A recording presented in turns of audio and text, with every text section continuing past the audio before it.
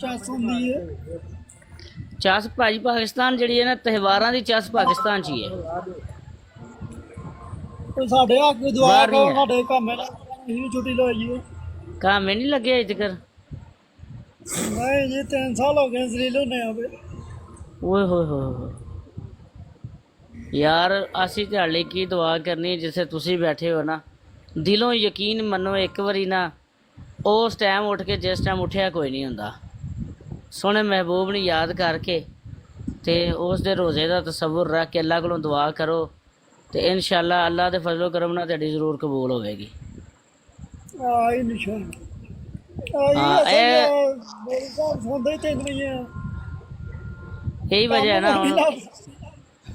ਨਹੀਂ ਨਾ, ਤੁਸੀਂ ਤਹੱਜਦ ਦਾ ਥੋੜ੍ਹੀ ਦੇਰ ਇੰਤਜ਼ਾਮ ਜਿਹੜਾ ਹੈ ਨਾ ਉਹ ਇਹਤਮਾਮ ਕਰੋ। ਇਹ ਬੜੀ ਲਾਡਲੀ ਇਬਾਦਤ ਹੈ, ਇਹ ਕਿਸੇ ਹਾਰੇ ਕਿਸੇ ਨੂੰ ਨਹੀਂ ਮਿਲਦੀ ਹੈ, ਠੀਕ ਹੈ। ਫਿਰ ਉਹ ਸੋਹਣੇ ਦਾ ਤਸੱਵੁਰ ਕਰਕੇ ਸੋਹਣੇ ਮਹਿਬੂਬ ਦਾ ਉਹਦਾ ਵਾਸਤਾ ਦੇ ਕੇ ਅੱਲਾ ਕੋਲੋਂ ਦੁਆ ਕਰੋ, ਇਨਸ਼ਾਅੱਲਾ ਜ਼ਰੂਰ ਕਬੂਲ ਹੋਵੇਗਾ। ਉਸ ਨੂੰ ਪੁਕਾਰੋ, ਤੁਸੀਂ ਪੁਕਾਰੋਗੇ ਤੇ ਉਹ ਤੁਹਾਡੇ ਪੁਕਾਰਨ 'ਚ ਦੇਰ ਹੋ ਜਾਏਗੀ, ਉਧਰੋਂ ਨਹੀਂ ਦੇਰ ਹੁੰਦੀ ਇਨਸ਼ਾਅੱਲਾ। ਉਧਰੋਂ ਇਨਸ਼ਾਅੱਲਾ ਸੁਣਵਾਈ ਹੈ ਤੁਹਾਡੀ, ਸੁਣਵਾਈ ਅੱਲਾ ਦੇ ਫਜ਼ਲ ਕਰਮ ਦੇ ਨਾਲ, ठीक है ना।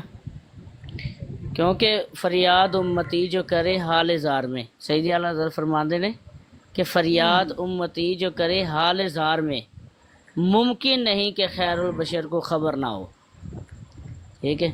ਅਸੀਂ ਤਾਂ ਆਪਣੇ ਹਿਸਾਬ ਨਾਲ ਲੱਗੇ ਹੁੰਦੇ ਹਾਂ, ਇਹ ਨਹੀਂ ਮੁਮਕਿਨ ਕਿ ਅਸੀਂ ਆਪਣੇ ਮਤਲਬ ਕਿ ਗੱਲਬਾਤ ਕਰਨੇ ਆ ਤੇ ਸਰਕਾਰ ਇਸਲਾਮ ਨੂੰ ਯਾਦ ਕਰਨੇ ਆ ਤੇ ਉਹਨਾਂ ਦਾ ਵਾਸਤਾ ਦੇਣੇ ਆ ਤੇ ਅਸੀਂ ਆਪਣੇ ਕੋਲੋਂ ਲੱਗੇ ਹਾਂ। ਨਹੀਂ, ਮੁਮਕਿਨ ਹੀ ਨਹੀਂ ਕਿ ਖੈਰੁਲ ਬਸ਼ਰ ਕੋ ਖਬਰ ਨਾ ਹੋ।